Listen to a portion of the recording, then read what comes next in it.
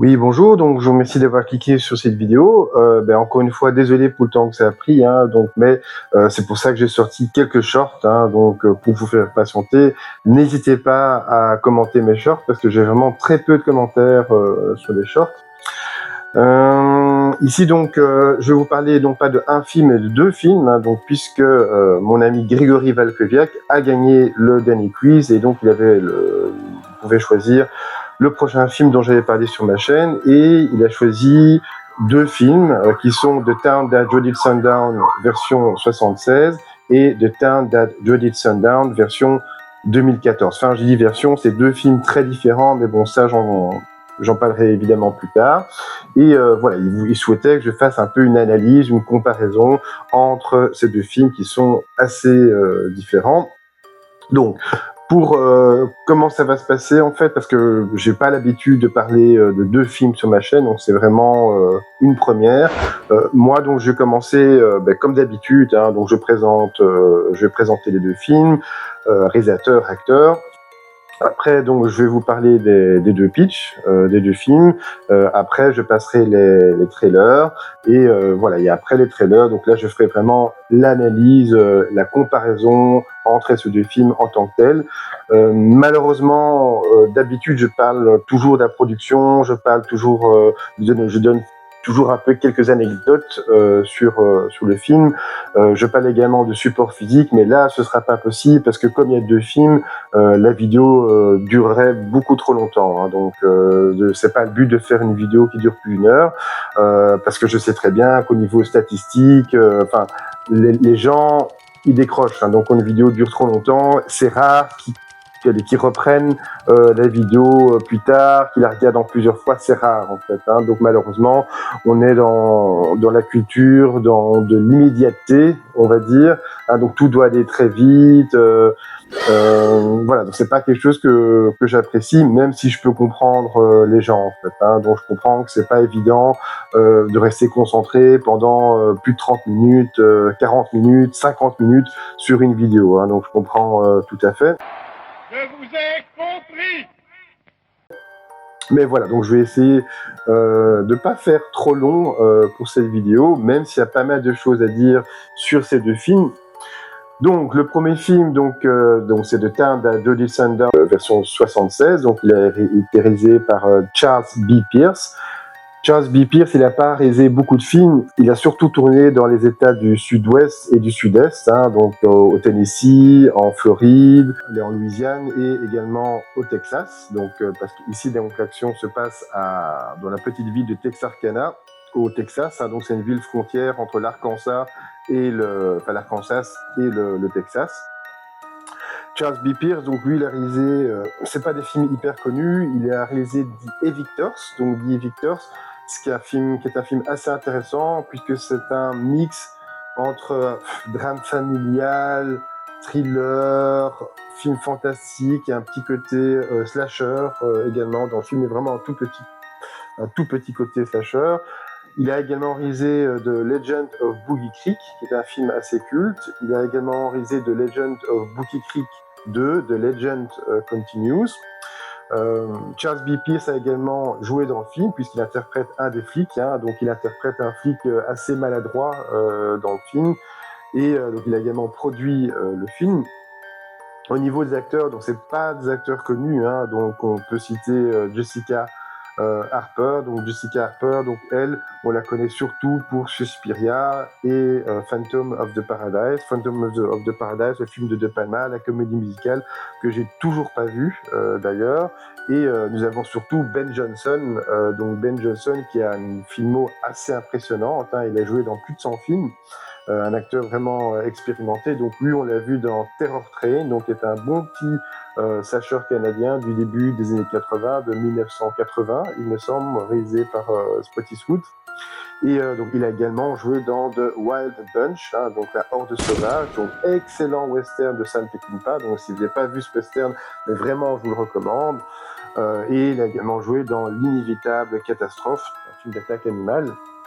Voilà, donc ça c'est un peu pour vous parler des acteurs, du réalisateur. Donc là maintenant je vais vous parler du pitch. Tout d'abord le pitch du film de 76, le film de Charles B. Pierce. Le film se déroule, enfin l'action se déroule à Texarkana. Donc Texarkana, donc c'est une petite ville frontière, hein, donc entre le Texas et l'Arkansas. C'est vraiment une petite ville rurale, tout le monde se connaît, donc c'est une ville très calme en fait, hein, donc très paisible.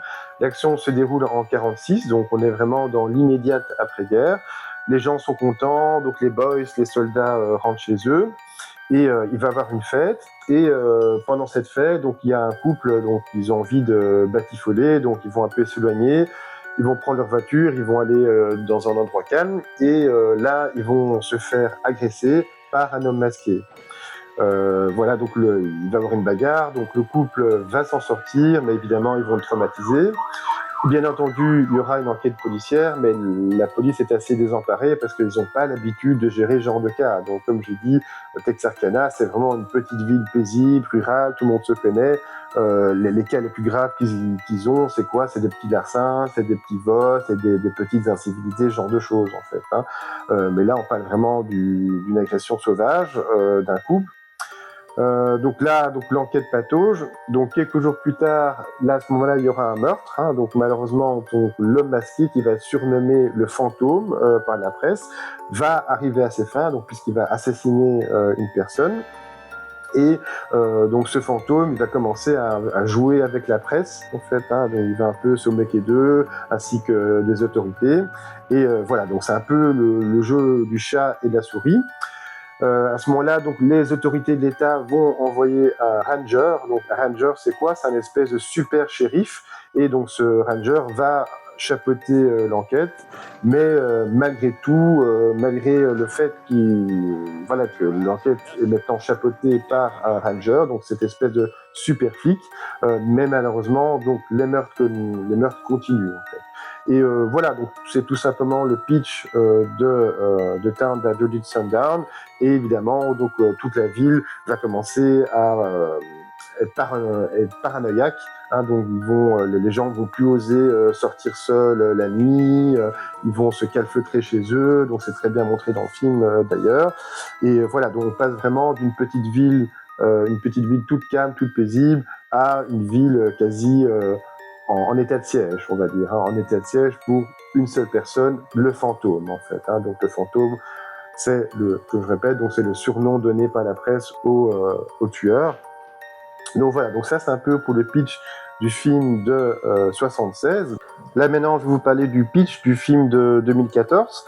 Il faut savoir, donc c'est un film assez bizarre. Hein, donc c'est pas vraiment une requel, c'est pas vraiment une séquelle, c'est pas non plus un remake. Voilà, au niveau de la narration, enfin au niveau de la qualification du style du film que c'est, donc c'est assez complexe en fait. Hein, donc j'ai rarement vu voilà, donc j'ai rarement vu ce genre de narration, on va dire. Hein. Donc le film donc, de 2014, comme pour le film de 76, se passe également à Texarkana. Évidemment, donc les événements qui sont déroulés en 46, donc c'est loin derrière eux, hein, donc c'est loin derrière les habitants, ils n'y pensent plus. Ils n'y pensent plus, oui et non, puisque régulièrement, eh bien donc ces événements tragiques sont fêtés en fait, hein, sont fêtés et la ville, comment dire, c'est un peu un genre de tourisme morbide, un genre de tourisme bizarre en fait. Hein. Ben ça permet, voilà, donc ça permet un peu de faire connaître la ville quelque part. Et lors de ces festivités, ils vont projeter le film, hein, donc le film de 76, sur un écran géant dans un drive-in. Et lors de cette fête, il y a un petit groupe d'étudiants, donc ils vont s'éloigner et ils vont commencer à sortir ensemble, puis ils vont pas vous faire de dessin, et à ce moment-là, ils vont se faire agresser par un homme masqué. Donc, et cet homme masqué, il est habillé exactement de la même façon que dans le film de 76, hein, donc avec cette espèce ça fait penser un peu à Jason Vendredi 13 partie 2 en fait, hein, un espèce de sac de pommes de terre sur la tête, donc qui cache son visage, avec une chemise bleue assez épaisse comme ça en fait. Et voilà, donc désolé pour cet aparté vestimentaire, mais voilà, donc cette personne va agresser donc ce couple. Elle va s'en sortir, mais pas son copain. Donc son copain il va se faire poignarder dans le dos à plusieurs reprises. Donc l'héroïne, puisque c'est l'héroïne dont il s'agit, donc va réussir à s'en sortir. Elle va évidemment être secourue par la police, par le personnel soignant, etc. Elle va décrire la personne et la police va se dire mais c'est pas possible. La personne que vous décrivez, ça correspond totalement au fantôme. Hein. Donc le fantôme, donc c'était le surnom donné au tueur en 46 en fait. Hein. Et voilà, évidemment, c'est pas possible parce que le tueur en 2014, il aurait quoi? Il aurait plus de 100 ans en fait. Hein.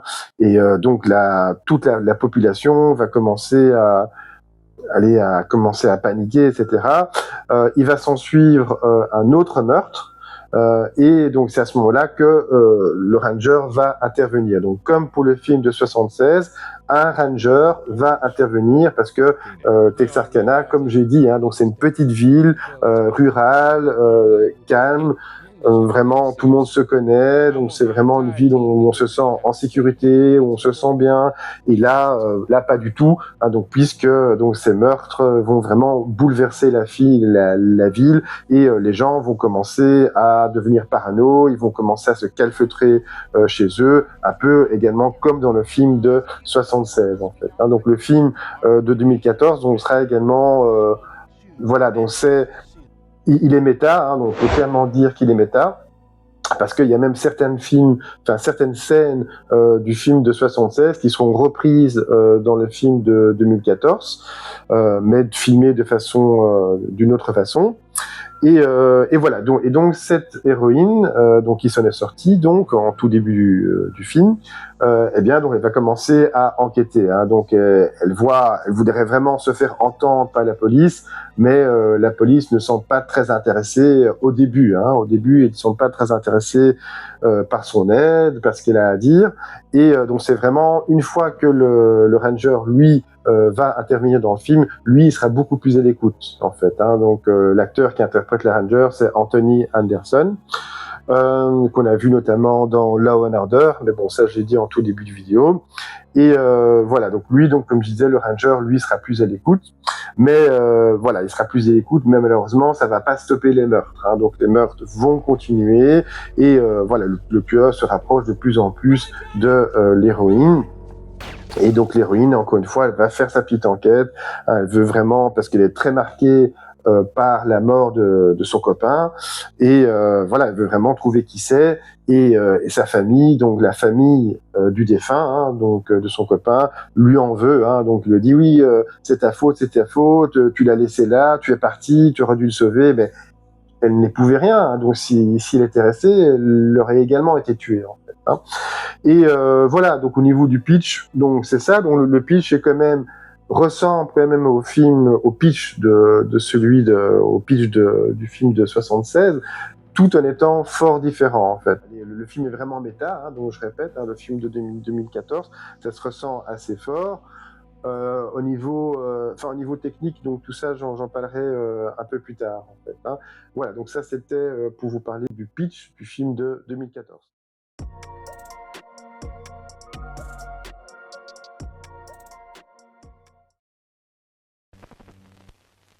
Samuel P. Fuller, age 24. Linda Mae Jenkins, age 19. Brutally attacked March 3rd, 1946. Howard W. Turner, 29. Emmylou Cook, 17. Bodies discovered in a wooded area on March 24th. Roy Allen, 17.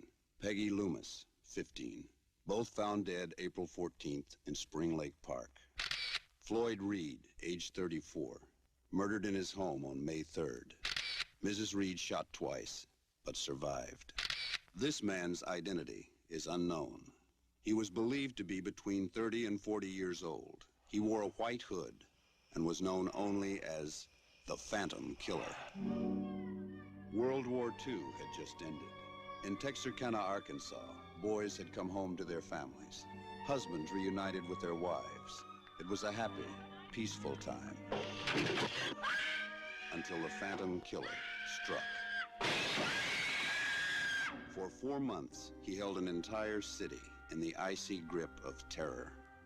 Now, Charles B. Pierce brings this incredible, shocking, and true story to the screen in The Town That Dreaded Sundown, starring Academy Award winner Ben Johnson as Captain J.D. Morales of the Texas Rangers. We got a cold-blooded killer here. A man who nobody sees. A phantom who, so far, hasn't made any mistakes. Andrew Prine as Deputy Norman Ramsey of the Texarkana Sheriff's Department. The only thing we really do know is that we've got a very strange person on our hands.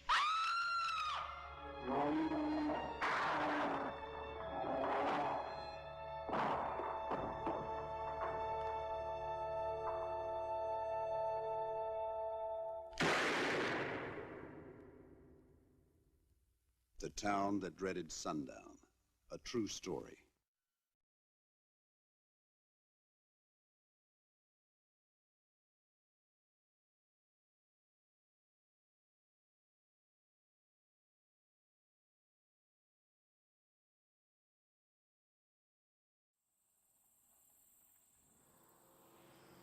Grandma, do you remember anything about the murders?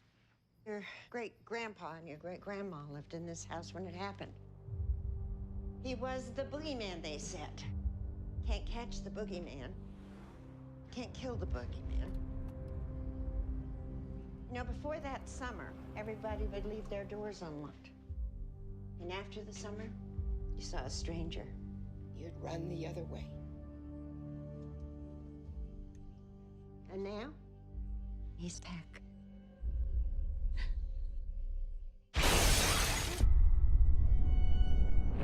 What do you want? Turn around. Do not look back. What are you doing? What are you doing? The town of Texarkana has awoken to a gruesome act of violence. He could have killed me, and he did it. He chose that girl to be his messenger. They couldn't catch me 66 years ago, and they never will. People say that he was a demon or a spirit. A soul consumed by vengeance. We are not hunting a ghost. We are after a flesh and blood killer. Just about everyone around here's got some kind of blood on their hands. He's gonna make the town pay for its sins. Some days turn out great, it's okay. 'Cause some days turn out bright, it's alright.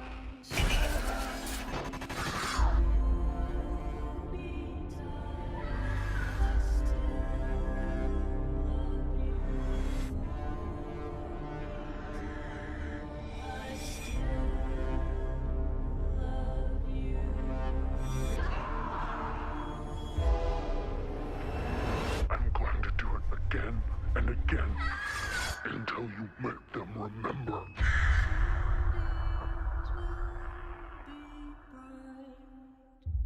Oui, voilà. Mais écoutez, j'espère que le trailer vous a donné envie de voir ou de revoir ces deux films. Hein. Donc pour ma part, j'avais pas encore vu le premier, hein, donc le film de 76, The Town That Dreaded Sundown.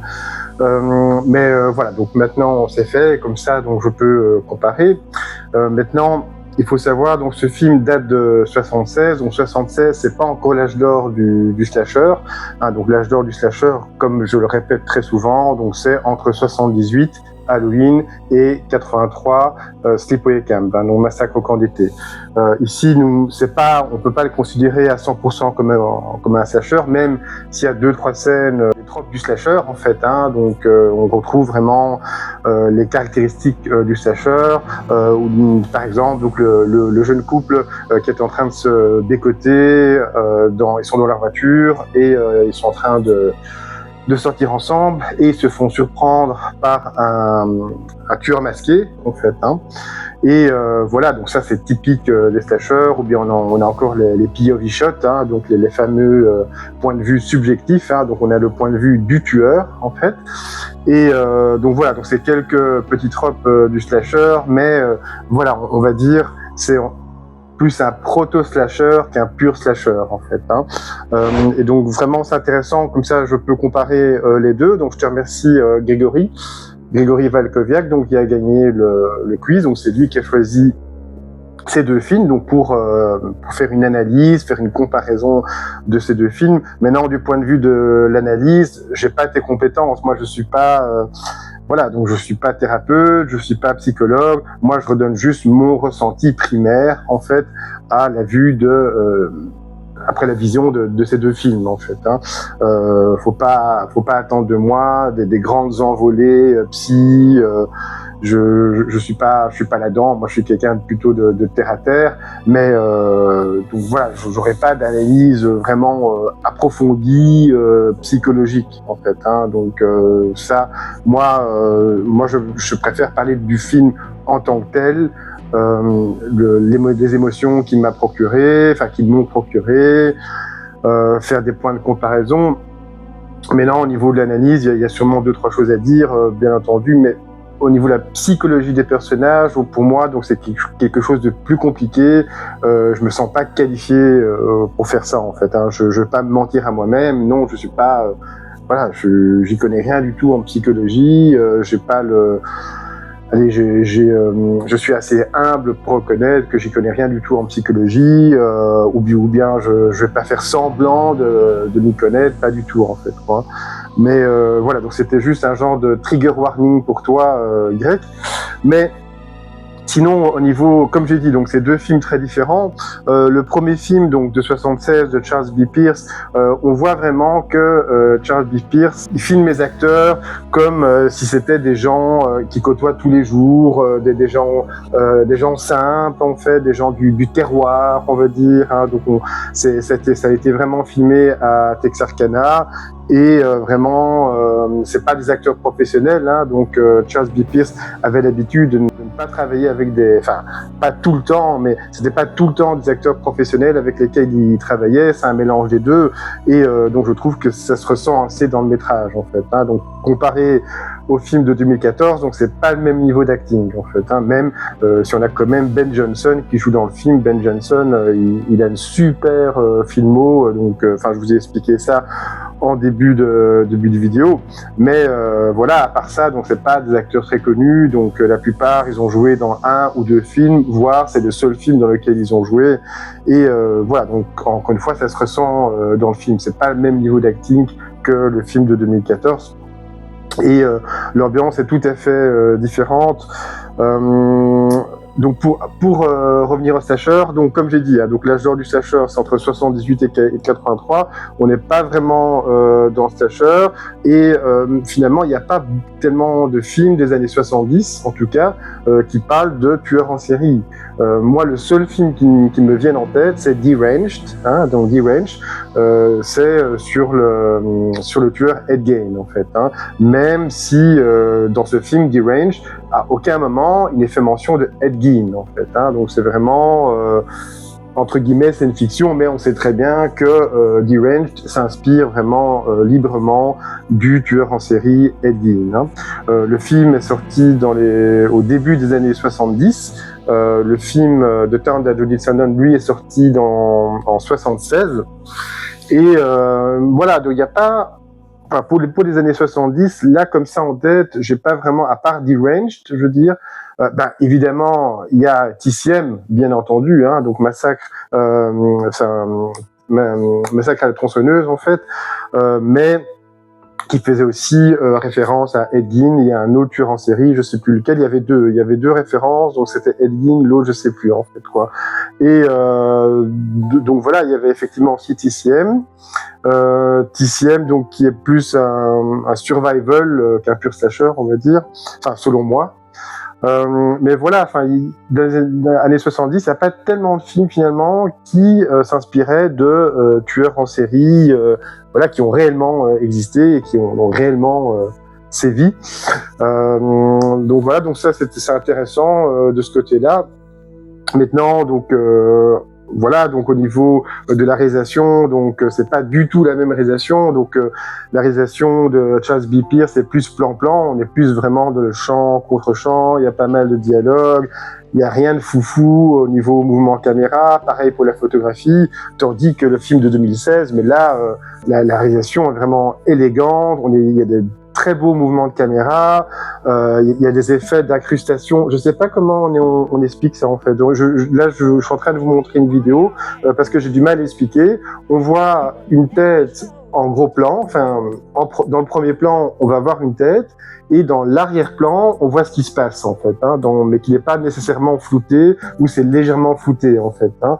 Je pense que c'est un effet qui était fort utilisé par Hitchcock et puis De Palma. Dites-moi si je me trompe, hein, mais normalement je pense bien. Donc ça vient de Hitchcock et puis De Palma a repris cette technique. Donc ça c'est voilà, donc ça revient souvent dans le film de 2014 en fait. Hein, vraiment cette tête en gros plan et on voit ce qui se passe à l'arrière-plan en fait. Hein. La photographie est vraiment magnifique. Visuellement le film est splendide. D'ailleurs ça m'a étonné. Donc j'ai regardé la filmo.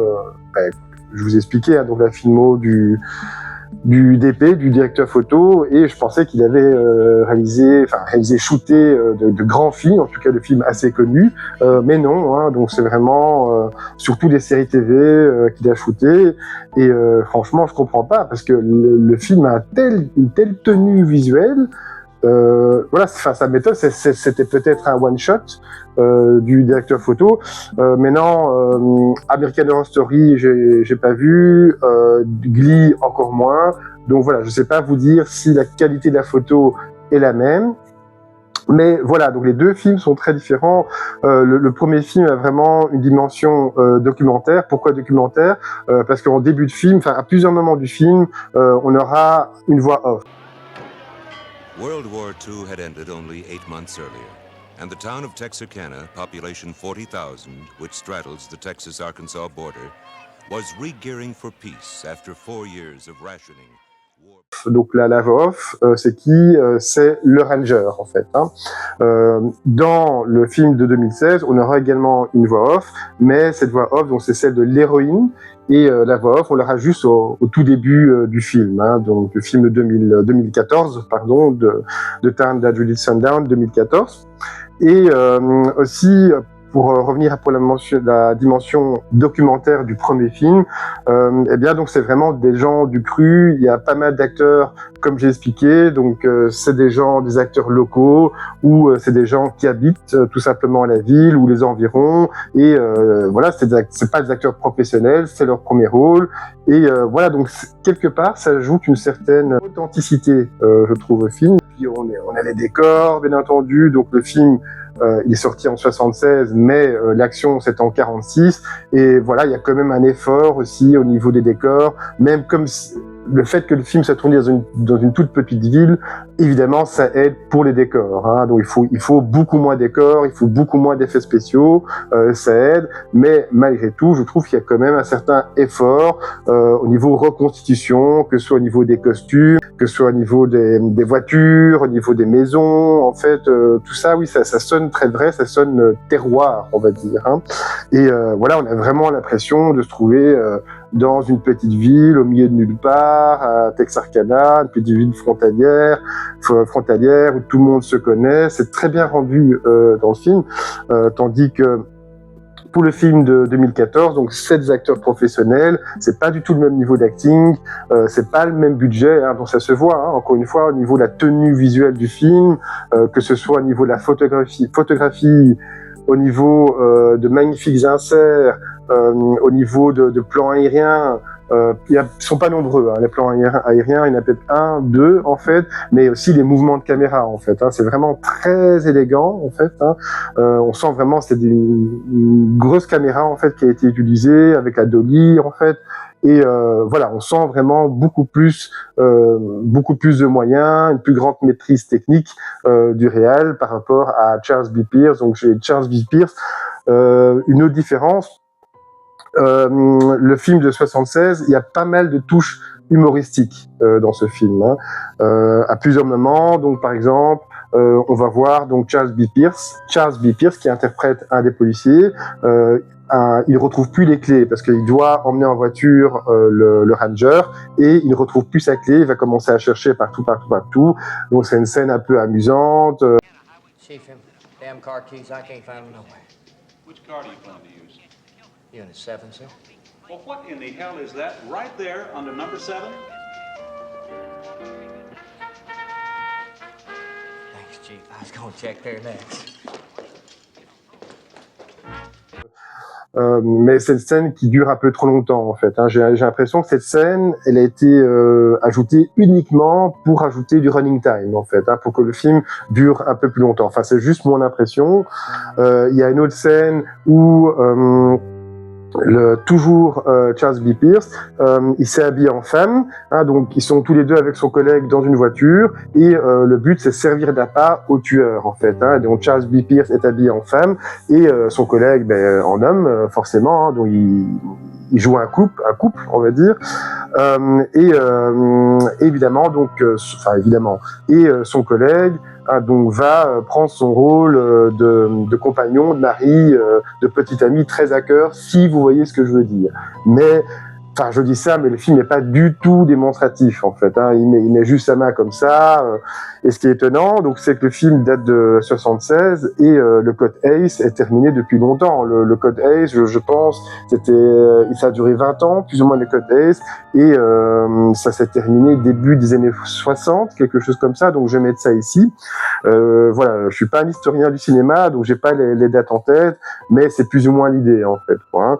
Et pourtant, donc voilà, ça fait longtemps que le code ACE est terminé, mais le film est quand même très prude, très gentillet au niveau des démonstrations affectives, au niveau sexualité. Donc à peine les personnages, les couples se font un petit bisou, mais voilà, c'est vraiment très sage en fait. Tandis que le film de 2016, lui, est beaucoup plus frontal au niveau sexualité, hein. Donc il y a même un moment où il y a un couple en fait, on voit la femme qui est en train de faire une fellation à son compagnon ou bien son coup d'un soir, on va dire.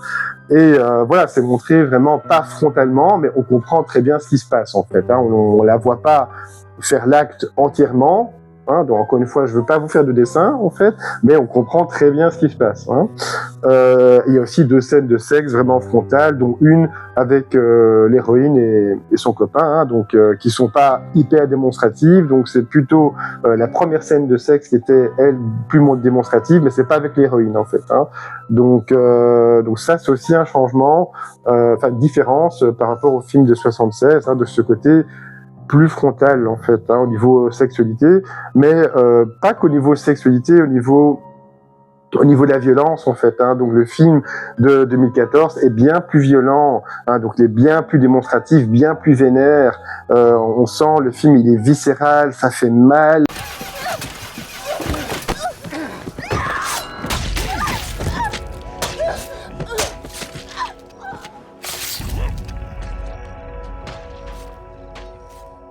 On a peur pour les victimes. Oui, mais tandis que le film de 76 est vraiment, on sent bien que c'est les scènes de meurtre, c'est pas ce qui l'intéresse le plus en fait, hein. Donc le réal, Charles B. Pierce, lui, il s'intéresse plus vraiment au à l'enquête, hein, donc à l'enquête des policiers, au déroulement de l'histoire.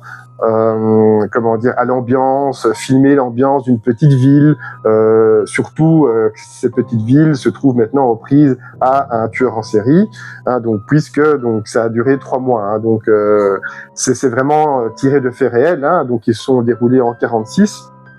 Et donc le meurtrier a sévi pendant 3 mois et il n'a jamais été attrapé, hein. Donc à la fin du film original de 76, on montre bien qu'il n'est pas attrapé. Peut-être qu'il a été tué dans les marais. On ne sait pas. Donc il n'y a pas d'indice à ce niveau-là. On est vraiment dans le flou le plus total. Hein. Donc on part du principe qu'il n'a jamais été découvert, ce tueur, hein, le fantôme. Tandis que le film de 2014, là le tueur il se fait avoir en fait. Hein. Donc, je vais pas rentrer dans les détails, mais le tueur se fait avoir. Donc c'est une fin heureuse, on va dire, mais quand même un peu amère. Hein. Donc je spoil jamais. Hein. Donc je vais pas vous spoiler la fin des deux films, pas du tout. Mais quoique la fin du film de 76. C'est pas un spoil parce que c'est tiré de faits réels, comme je dis. On sait très bien que le tueur, le fantôme, ne s'est jamais fait avoir.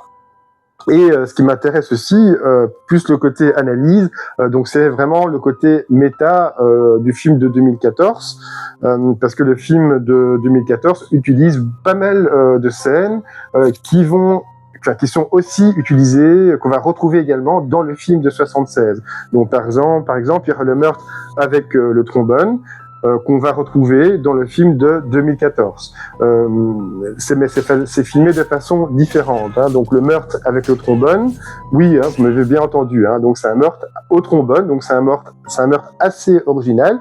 Dans le film de 76, c'est vraiment filmé à distance. Le réalisateur est vraiment très détaché par rapport à cette scène.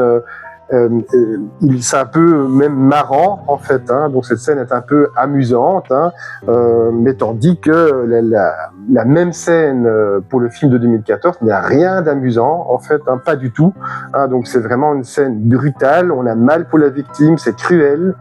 Voilà, ça rigole pas du tout en fait. Hein. Donc autant il y a une dimension comique qu'on retrouve dans le film de 76, autant dans le film de 2014 il y a aucune dimension comique. Hein. Il est vraiment très premier degré, il se prend vraiment très au sérieux, et ça c'est quelque chose que j'apprécie en fait. Hein. Donc parce que oui, et comme je dis, le film est méta, hein, comme Scream. Hein. Donc Scream, c'est un film ultra méta, mais je trouve que nous jette devant nous toutes les références méta. C'est pas hyper subtil en fait. Hein. Ils balancent, ils font du name dropping comme ça. Enfin bref, c'est pas hyper développé en fait. Hein. C'est pas hyper recherché dans Scream. Tandis que dans le film de 2014, moi je trouve c'est quand même plus subtil en fait. Hein. Et ici donc par exemple, pour ajouter au côté méta, hein, donc il y a un moment donné, toujours pour parler du film de 2014, il y a le ranger il dit à ses collègues, mais vous savez que le film de The Town of Judith Sundown, je l'ai toujours pas vu en fait. Hein, et qu'est-ce qu'il va faire ce ranger? Eh bien, il va regarder ce film. Ah, donc le film de 76 sur une télé, mais pas n'importe quelle télé, une vieille télé en fait, hein, une vieille télé cathodique, vraiment des années 60, 70, une toute petite télé en plus, et je trouve que quelque part, donc ça renvoie encore au film de 70 en fait, hein, ce côté vieillot, donc non seulement il regarde le film, hein, donc c'est méta, mais en plus de ça, c'est sur une vieille TV en fait, hein, donc une vieille TV qui aurait très bien pu être utilisée dans les années 70. On retrouve également des extraits du film du film de 76 dans le film de 2014, hein, donc puisque en plus de la télé, hein, donc le film que regarde le ranger dans son bureau. Il y a aussi le film qui est projeté sur un grand écran dans un drive-in en fait. Au tout début du film, hein, on voit vraiment le film projeté sur un drive-in. Mais voilà, donc c'est vraiment tout un côté méta. Il y a tout un discours méta, mais subtil. Encore une fois, donc c'est pas avec les grands sabots comme dans la série Scream. Le film est magnifique. Hein, encore une fois, désolé d'insister, mais le film de 2014 est vraiment shooté, mais c'est splendide. La qualité de la photographie, j'ai rarement vu une telle photo, une telle direction photo. Vraiment, comme vous voyez ici, hein, donc je passe des extraits. C'est vraiment, il faut regarder ce film vraiment dans des bonnes conditions, hein, donc vraiment sur un Blu-ray plutôt qu'un DVD. Comme ça, on voit toutes les nuances de couleurs. le film de 2014 a woke, mais à un moment donné, parce que le mouvement woke, il a eu lieu un peu plus tard que 2014. Je pense que ça a commencé en 2018, 2019, quelque chose comme ça, dans ces eaux-là. Et à un moment donné, on va voir un couple gay ensemble, ils sont en train de batifoler, ils sont en train de se toucher, on va dire, mais voilà, et au moment de passer à l'acte, donc l'acte sexuel, c'est là où le tueur va débarquer et les tuer brutalement, en fait. Donc encore une fois, donc j'insiste sur le côté brutal, viscéral, sans pitié du film, du tueur. Donc c'est vraiment très bien montré dans le film. Ça, voilà, encore une fois, ça rigole pas du tout. On n'est pas dans le second degré d'escrime. Voilà, ça fait aussi une différence par rapport au film de 76 qui était un peu plus détaché et donc ces scènes marrantes, donc ces petites scénettes marrantes il y aura au moins 3 ou 4 scénettes marrantes dans le film. Aussi, par exemple, ils sont en train de poursuivre dans le film de 76, ils sont en train de poursuivre ils pensent que c'est le tueur, mais en fait, il s'avère que c'est pas le tueur, mais en poursuivant le tueur, eh bien, la voiture des flics va atterrir dans un marais, en fait.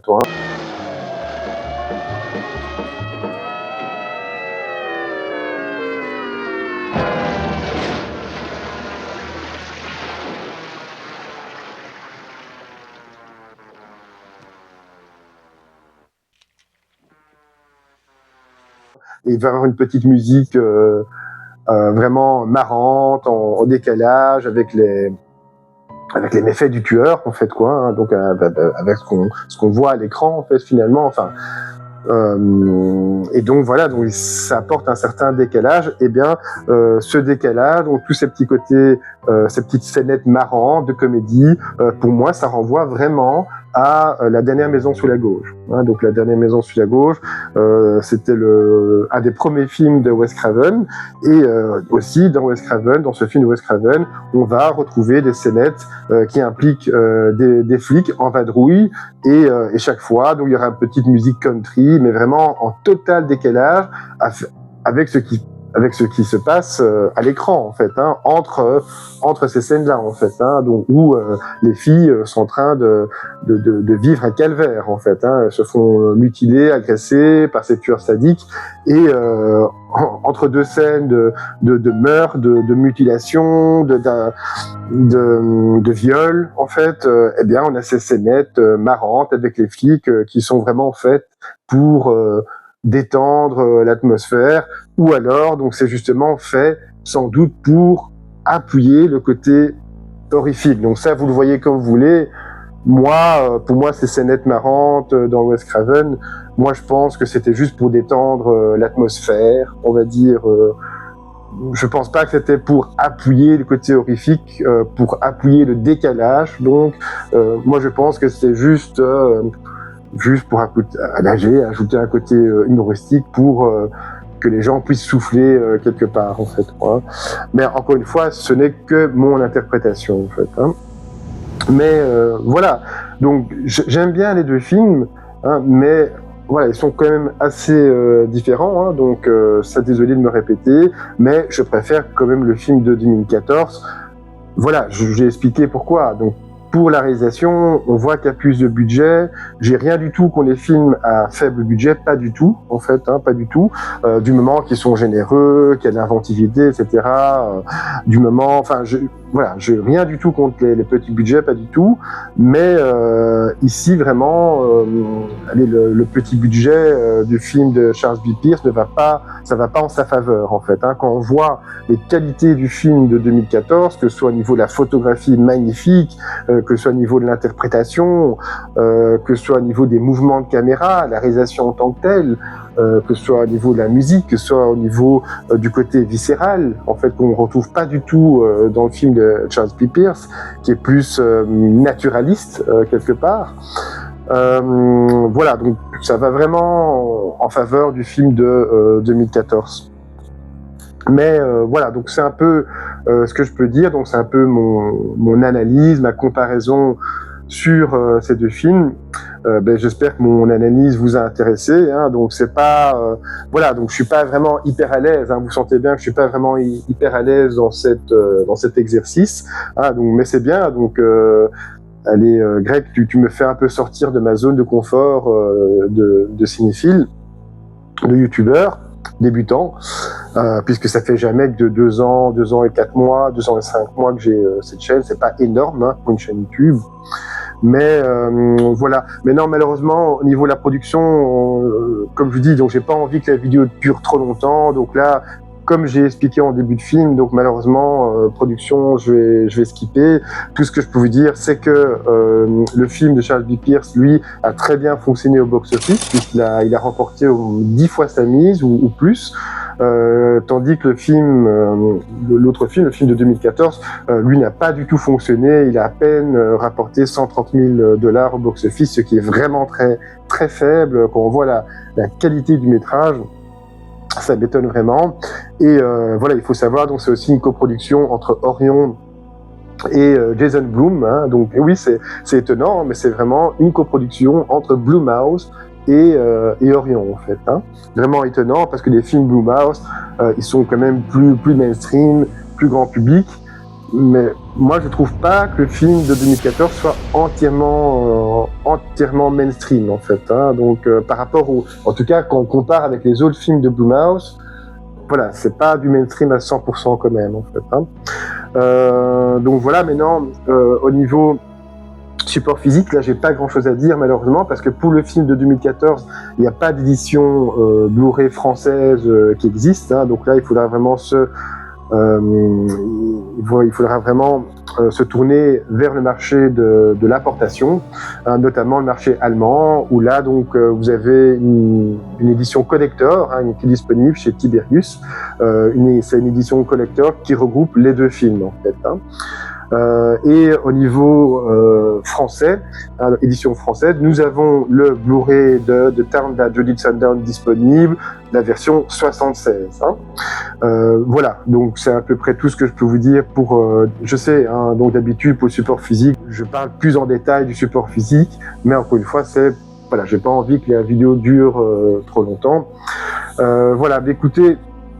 Chers viewers, donc j'espère que cette vidéo vous a plu, hein, donc si c'est le cas, vous savez ce qu'il vous reste à faire, et je vous dis à la prochaine.